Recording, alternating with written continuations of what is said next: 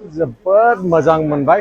Best बर' film एभार super movie super एकदम नाम्बार 1 तो एक्टिं खालामनो मोननानै जोबोद मोजां मोनबाय मोजां बिराद मोजां The story is so surprising and it's a mixture of such a brilliant story. बिराद गोजोननाय मोनबाय आङो बरिया मुभि एकदम हिट फ्लो होनाय फिल्मखौ सुपार फास्ट হইছে ভাল লাগিছে खांख्राइखौ मानो दोनदों नामखौ आलदा मोनसे थाइलेन्डनिफ्राय बख'नानै नि बदन फैनाय बायदि मोनदों माने लाइक अनएक्सपेक्टेड आरोना बेयावनि इन्ट्रेस्टआ नायनानै बिराद गोजोननाय मोनदों दिनैहाय आं खांख्राइ मुभिखौ नायनानै बिराद मोजां मोनदों माने नेक्स्ट लेभेल बर' मुभि जादों आरोना ओइ आमाय मोजां जायगायावलै नोंना लागाव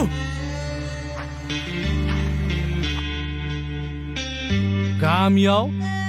सिखावल'सो नांगोन बे गामिनिनो मोनसे सल' खोन्थानि जेराव मिथिंगाया सोमखोर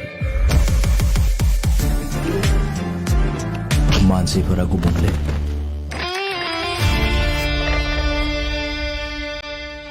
बिमा फैसाखौ जेरैखि जाया मानो बेनो हरफिनथारनांगोन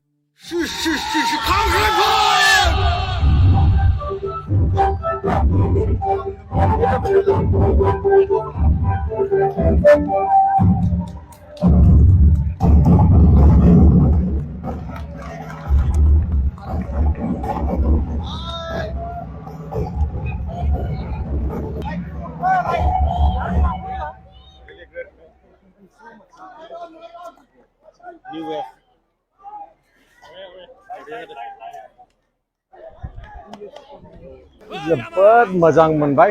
बेस्ट बर' फिल्म एभार एनी डे very best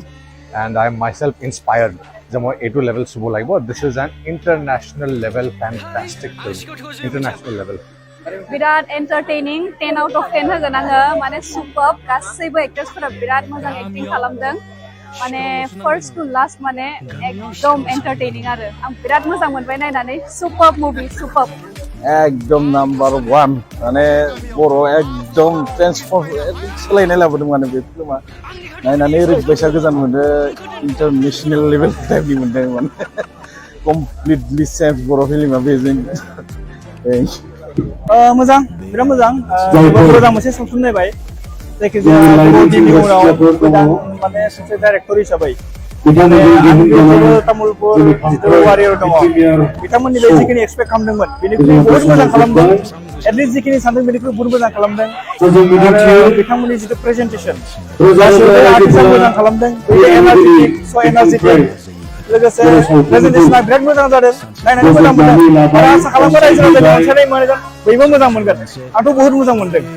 दिनै खांख्राइखौ नायनानै आं बिराद मोजां मोनबाय आंनि मेगना कमप्लिटलि स्क्रिनावनो दंमोन from the start to the end end it's so beautiful I really love the natural scenes and all and the story is so surprising and it's a mixture of such a brilliant story so I really you know like जोंनि मानसिफोरखौ आङो आंनि गोसोनिफ्रायनो आङो बुङो जे खांख्राइ मुभिखौ नायनोसै and या a big congratulations from the bottom of my heart to the entire Khangkhrai crew so बेनोसै आं बिराद मोजां मोनदों मुभिखौहाय like if I have to score the movie like this bang like 100 out of 100 I will say definitely and I really loved it thank you so much बिराद गोजोननाय मोनबाय आङो जोंनि बर' सावथुन मुलुगावबो जे बेबायदि मोनसे गोदान वेब फैगोन गोदान दोहौ फैगोन आं माब्लाबाबो सानाखैमोन माने आङो ट्रेलारखौ नायनायावनो बुजिखादोंमोन बेहाय माबा मोनसे गोदान जोङो नुना मोनगोन आरो थारैनो नुमारबायबो आङो रायजो राजाखौबो खावलायदों सावथुनखौ जे नायो माबा मोनसे गोदान माने मोन्दांथि मोनगोन आरो बे सावथुनखौ नायोब्ला आं बिराद हेपि सावथुनखौ नायनानै थेंक इउ बरिया मुभि एकदम हिट देग्लायनि बोसोराव माने मोनसे मडार्नाइजेसनखौ नुनो मोनगोन आरो मोनसे सोलायनाय जे केमेरा एंगेल माबाफोरखौ आं बरिया मोनदों आरो जे आर्टिस्टनि जे एक्टिं पारफेक्ट किलिं एक्टिं माने नेचारेलि नर्मालिनो बरिया एकदम नेचारेल बाकी सब डाइरेक्टरनि बिथांनि सायावथ' मा बुंनो बिथाङा मोजाङैनो खालामदों डाइरेक्सनखौ बाकी केमेरा एंगेलफ्राबो हमनायफोराथ' मोजाङानो स' नोंथांमोना नायगोन होननानै आसा खालामगोन बयबो नाय सापर्ट खालाम कमेडियैनो हिट मुभिया খুব বঢ়িয়া লাগিছে মই সাবটাইটেল একদম ফাষ্ট পঢ়ি যিখিনি বুজি পাইছো মানে কানেক্ট হৈছে এইখিনি খুব বঢ়িয়া আৰু স্লো হোৱা নাই ফিল্মখন সুপাৰ ফাষ্ট হৈছে ভাল লাগিছে সো নতুন তামোলপুৰত আই থিংক নতুন এখন বনাইছে চ' সেই হিচাপে বহুত ওপৰ লেভেলৰ বনাইছে ভাল লাগিছে চ' best of luck for future আৰু এইখন ফিল্মটো একদম ধামাল হ'বই बिराद मोजां माने बिराद गुड मेसेज दिनै खांख्राइ जोबोद गोजोननाय मोनबाय खांख्राइखौ मानो दोनदों नामखौ खांख्राइखौ लानानै जोबोद मोजां मोनसे सावथुन सुजुदों आरो थारैनो जोबोद गोजोननाय मोनबाय नायनानै आं आसा खालामदों बयबो रायजो राजानि अनसायनाय मोनगोन आरो दिनै आं साबायखर बावदों खांख्राइ फेमिलिनिसिम जिहेथु आंखौ मोनसे महान मोनसे गेदेर दायित्व होदों जेराव दिनै दिन्थिजेननाय हाबाफारि बेवहाय आंखौ आलारि बाथि फोजोंनानै दिनै दिन्थिजेननाय बे जा हाबाफारि बेखौ आंखौ बेखेवनो होनायलाय आं साबायखर बावदों खांख्राइ फेमिलिनिसिम बयबो नायदो लोब लोब नायनो फैदो ओंखारदो खांख्राइखौ जेरावबो लांदो बयबो रायजो राजाया गोजोननाय मोनगोन बयबो पारफेक्ट एक्टिं खालामदों रावनिबो माने फाव खालामनाया खम जायाखै बयनियाबो पारफेक्ट जादों जागायनायनिफ्राय लानानै जोबजासिम खांख्राइ मानो मुं दोनखो बेखौ नोंथांमोना नायोब्ला निस्सय गोजोननाय मोनगोन बुजि मोनगोन जोंनि गेजेराव बेबायदि खांख्राइ बायदि जोंनि गामि ओनसोलाव माबायदि जाथायफोरा जालांदोंमोन आगोलाव बुजिस' हायियाव बेखौ लानानैनो जोबोद मोजां सुजुदों आरो फाव खालामग्राफोरा फाव खालामदों निस्सय बयबो माने अनसायनाय होगोन आं बेखौनो मिजिंथिबाय आंथ' मा बुंबावनो ओरैबादि इउनिक मोनदों जोंनि बर'नि गेजेराव आरोना आलदा मोनसे थाइलेण्डनिफ्राय बख'नानै नैबाव दोनफैनाय बायदिसो मोनदों माने जोंनि बर' मानसिफ्रा बानायदों बायदि मोनाखै आरो फिल्मखौ ओरैबायदि आलदा मोनदों बिराद इउनिक मोनदों गोसोजों बुंदों एकदम जोबोद मोजां मोनदों फिल्मखौ नायनानै हेल' थ' आङो दिनैहाय बङाइनिफ्राय तामुलपुरसिम खांख्राइ भिडिअ नायनो फैदोंमोन माने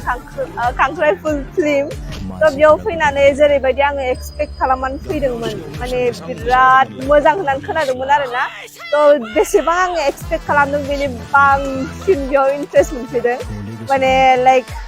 आनएक्सपेक्टेड आरोना बेयावनि इन्ट्रेस्टआ नायनानै बिराद गोजोननाय मोनदों एन्ड देन लाइक बिदि आङो स्ट'रि बिदि आङो मुभि नुफेराखैमोन थ' आं रिकुवेस्ट खालामो बयखौबो खांख्राइ मुभिखौ नायथार आरो इन्जय खालाम फिल्मखौ नायनानैथ' जोबोद बिराद मोजां मोनबाय मानोना बे मुभियाव आंबो एसे एक्टिं खालामनो माने मोनदों